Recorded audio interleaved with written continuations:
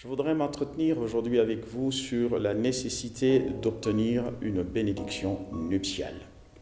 Beaucoup de gens ne comprennent pas pourquoi cela est nécessaire. Je voudrais ici faire un exposé très court sur cette nécessité en considérant d'abord ce que nous enseigne l'Écriture.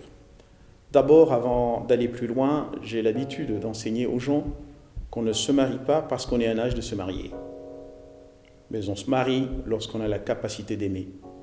Sinon, on reste coincé dans l'adolescence avec tous les problèmes et d'arriver à une situation catastrophique. Ensuite, en considérant la lettre de Paul aux Romains, chapitre 7, du premier verset au verset 2, nous découvrons ce qui suit. « Ignorez-vous, frères, car je parle à des gens qui connaissent la loi, que la loi exerce son pouvoir sur l'homme aussi longtemps qu'il vit.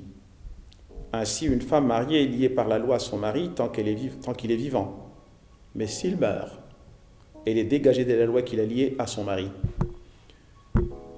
Nous comprenons qu'il y a une nécessité d'avoir un contrat de mariage. Parce que la loi l'exige, et Paul le confirme aussi, par ailleurs. Mais ce qui est intéressant, c'est de considérer aussi, par ailleurs, la lettre de l'évangile de l'apôtre Matthieu dans son chapitre 19, versets 4 à 6, qui dit ceci. « N'avez-vous pas lu que le Créateur au commencement fit l'homme et la femme, et qu'il dit « C'est pourquoi l'homme quittera son père et sa mère et s'attachera à sa femme, et les deux deviendront une seule chair. Ainsi, ils ne sont plus deux, mais ils sont une seule chair. Que l'homme donc ne sépare ce que Dieu a joint. » Il ne s'agit pas de quitter tout simplement, il est question de quitter pour s'attacher. Bien sûr, cela veut dire tout de suite un changement de priorité. Mais ce qu'il faut relever ici, c'est que devenir une seule chair, selon l'Écriture, parce qu'il va les créer hommes et femmes, dans le chapitre 5 du livre de la Genèse, la Bible déclare qu'il les appela du nom d'hommes. Alors, déjà quelque chose à relever très vite, parce que c'est que l'homme ou la femme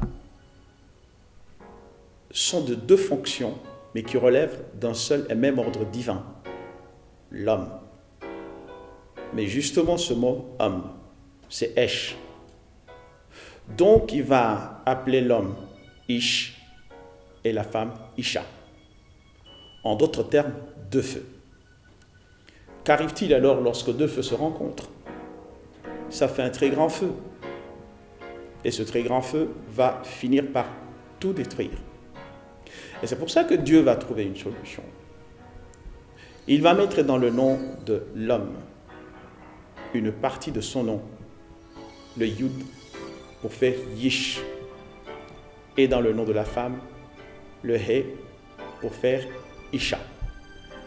Ainsi donc, à partir de cet instant, une fois que le nom de Dieu est introduit dans le couple, cela va leur permettre de supporter les afflictions de la vie, avec toutes ses conséquences et toute sa dureté aussi. Et cela va amener la douceur.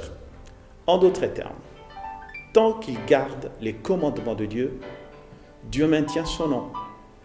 Mais s'ils décident de se défaire de la parole de Dieu, de ne pas garder la loi de Dieu, il retire son nom et les deux feux finiront par se consumer. Et c'est pour cela que la plupart des gens qui ne veulent pas avoir la bénédiction nuptiale, obtenir la bénédiction nuptiale, qu'est-ce qui leur arrive finalement? Il reste juste deux feux qui finissent par se consumer, se détruire complètement. Et cela arrive à des catastrophes que nous connaissons dans notre société et dans notre culture. Alors, nous découvrons au travers de cette écriture que, je l'ai déjà cité, il créa l'homme et la femme, il est béni. Donc l'union est une véritable bénédiction de Dieu. C'est une véritable bénédiction qui apporte des joies, de bonheur, beaucoup de sources d'amour et que sais-je encore. Ainsi donc, parce que c'est la pensée de Dieu, parce qu'il est écrit qu'il n'est pas bon que l'homme soit seul, la source du mariage, elle est spirituelle.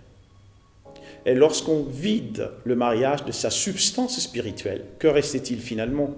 L'animalité, avec toutes les catastrophes que nous connaissons, toutes les destructions que nous connaissons, la déstabilisation de la société, parce que Dieu a voulu, par cette institution, organiser la société au travers des familles, bien structurées. Ainsi donc, parce que c'est la pensée de Dieu, il y a déjà cette pensée de l'indissolubilité qui est liée à sa vocation, c'est-à-dire l'acte dont l'accord des conjoints rime avec le projet de Dieu pour eux, dans un amour et une alliance à l'image de celle du Christ avec l'Église. Et ça, c'est très, très, très, très important à comprendre et à connaître. Ainsi donc, quand ils se mettent à vivre ensemble, ils doivent savoir une chose, c'est que la perfection, c'est dans les faits, dans les petits détails. Chaque petit détail compte. Et je le disais dès le départ, qu'ils sont obligés, ils sont amenés à vivre dans cet amour. Mais l'amour, finalement, qu'est-ce que c'est? Sinon un chant divin. Et comme tous les chants, il faut en connaître les notes. Et lorsqu'on connaît les notes, et qu'on sait bien jouer les notes, ça doit produire une harmonie.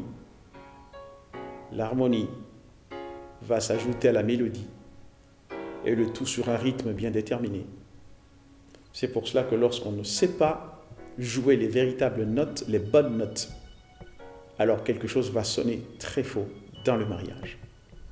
Et j'encourage donc ceux qui sont dans cette quête à mieux comprendre ce que je viens d'exprimer, ce que je viens de partager en peu de mots, qu'en fait, la bénédiction nuptiale, finalement, qu'est-ce que c'est?